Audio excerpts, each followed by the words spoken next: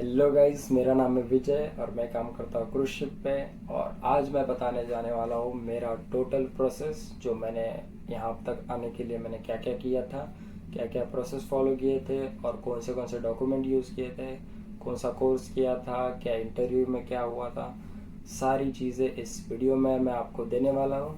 सो आपको ये पूरा वीडियो देखिए तो आपको भी पता चलेगा क्रूज शिप पे जाने के लिए क्या क्या प्रोसेस होता है। So without wasting time we are start this blog. अगर आप चैनल पे नए हो तो फटाफट से चैनल को सब्सक्राइब कर दो, लाइक कर दो और शेयर करना। जो आपकी फ्रेंड्स एंड फैमिली है उनको काम आएगा, जो क्रूज शिप पे ड्रीम रखते जाने के लिए, तो उनके लिए भी बहुत ज़्यादा काम आने वाला है वीडियो। सो स्टार्ट करते हैं अभी। Let's start. So first of all, India में मैं ऑलमोस्ट JW मैरिट में मैंने 2 साल प्लस काम किया है। जब लास्ट ईयर मैं क्रूज शिप के लिए तैयारी कर रहा था या फिर जॉब देख रहा था मैं, उस टाइम मुझे वर्जिन वॉयेजर का शिप्स भी दिखे थे। मैंने उनके बारे में रिसर्च किया पहले कि ये शिप्स कैसे है, क्या है। मैंने बहुत सारा रिसर्च करने के बाद मुझे देखा कि वहाँ पर वैकेंसी तब नहीं था, बट बाद में वैकेंसी आया। उनके 2 हायरिंग पार्टनर्स हैं। एक आप डायरेक्टली अपोलो से अप्लाई कर सकते हो, दूसरा आपके पास ऑप्शन है कि आप कामाक्षी के पास जाके वहाँ पे उनके वॉक इन इंटरव्यू भी होते हैं। अगर आपको मौका मिलता है वॉक इन इंटरव्यू करने का तो आप वॉक इन इंटरव्यू जाके दे सकते हो गोवा में, या फिर मेरी तरह आप डायरेक्टली अप्लाई कर सकते हैं ऑनलाइन, जो अपोलो की वेबसाइट है। और वेबसाइट में आपको नीचे लिंक में दे दूंगा, वहाँ से भी आप देख सकते हो। और कामाक्षी की भी नीचे लिंक में वेबसाइट दे दूंगा, तो आप वहाँ से भी डायरेक्टली जा सकते हो। तो सबसे पहले मैंने अपोलो की वेबसाइट पे जाके अपना सीवी डाला और मैंने वहाँ पर असिस्टेंट कुक मेरा पोजीशन था, तो मैंने असिस्टेंट कुक के लिए अप्लाई कर दिया। मेरे को 8 दिन के बाद मुझे उनका मेल आया कि आपका इंटरव्यू है। वी सबको ही आता है 8 दिन के बाद, तो 8 दिन के बाद मेरा इंटरव्यू शेड्यूल हुआ था। कुछ US का टाइम लाइन था उनका। उनके हिसाब से हम इंडिया का 7 बजे इंटरव्यू था हमारे यहाँ। तो मैंने सबसे पहले इंटरव्यू दिया। एक ही इंटरव्यू हुआ मेरा। अगर आप कामाक्षी के पास जाते हो तो आपके 2 इंटरव्यू हो गए, प्री इंटरव्यू होगा और एक क्लाइंट इंटरव्यू होगा। तो मैंने डायरेक्टली अप्लाई किया था, तो मेरा डायरेक्टली एक ही इंटरव्यू हुआ जो क्लाइंट इंटरव्यू था, और उसमें मैं सेलेक्ट हो गया। उन्होंने बेसिक क्वेश्चन पूछे थे, ज़्यादा कुछ पूछा नहीं था, थोड़ा बहुत पूछते हैं वो। अच्छे कैंडिडेट चुनते हैं वो भी, और एक्सपीरियंस देखते हैं आपका इंटरव्यू में कि कितना एक्सपीरियंस है आपके पास, और ये सारी चीज़ें देखते हैं। उसके बाद मेरा दूसरे दिन मेरे को ऑफ़र लेटर मिला उनसे, और उसके बाद उन्होंने मेरा जो डॉक्यूमेंट्स है, सारा डॉक्यूमेंट्स का लिस्ट हमें बोला गया कि आपको कामाक्षी थ्रू सब कुछ प्रोसेस करना होगा अभी। कामाक्षी वालों ने मुझे कांटेक्ट किया। उन्होंने मेरे को मेल किया कि ये डॉक्यूमेंट्स आपको जमा करने, इस तारीख तक जमा करने सारे। सबसे पहले डॉक्यूमेंट्स उसमें आता था STCW कोर्स करना है आपको, जो मैंने किया। फिर मैं जून में STCW कोर्स करने गया था। STCW कोर्स किया पहले। उसके बाद CDC आया मेरा। 1 महीने बाद आपका CDC आता है। अगर आपको STCW के ऊपर भी एक वीडियो चाहिए तो मैं बना दूंगा बाद में।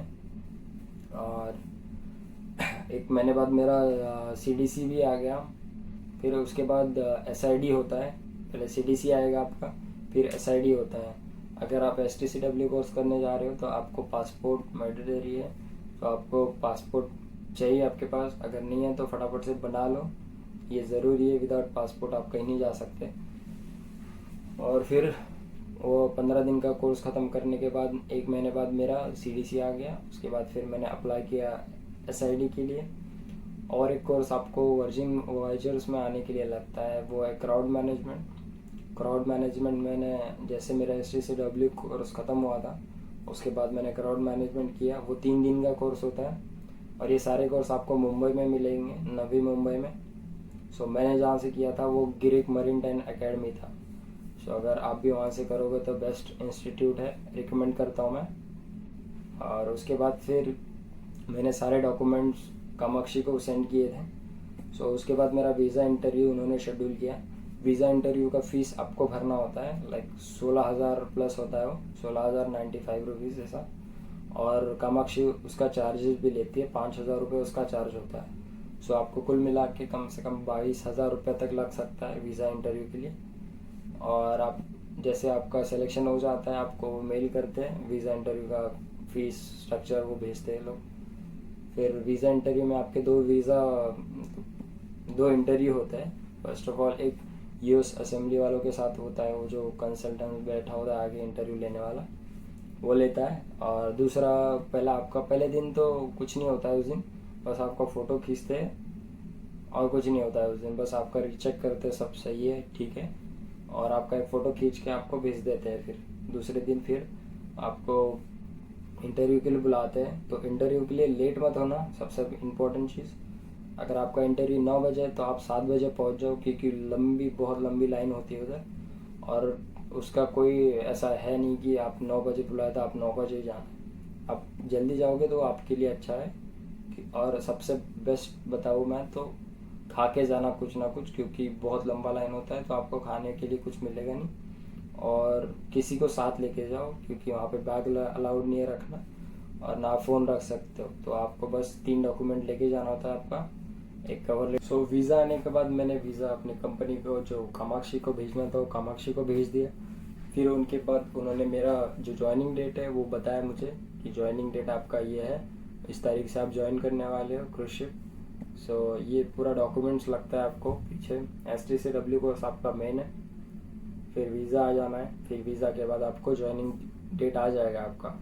सो वीज़ा जैसे ज्वाइनिंग डेट आता है आपको मेल आएगा, उसमें सारे डॉक्यूमेंट्स आएंगे क्या क्या लेके जाना है, और आपका एक आइटनरी आएगा कहाँ से फ़्लाइट है क्या है, सब कंपनी अरेंज करती है। जैसे मेरे इसमें इंडिया से मुंबई से था मेरा फ़्लाइट, मुंबई से टर्की था, टर्की में इस्तांबुल से बोर्डरूम था, और बोर्डरूम से मेरा ज्वाइनिंग था। तो बोर्डरूम से मैंने ज्वाइन किया, और उसके बाद अंदर आने के बाद कुछ इस तरह से पूरा प्रोसेस होता है आपका। और सबसे मेन चीज़, आप डॉक्यूमेंट आपके घर पे मत भूलना, ना पासपोर्ट ना CDC, और सामान अच्छा खासा ले आना, क्योंकि वो ज़रूरी है। आपको कम से कम 8 महीने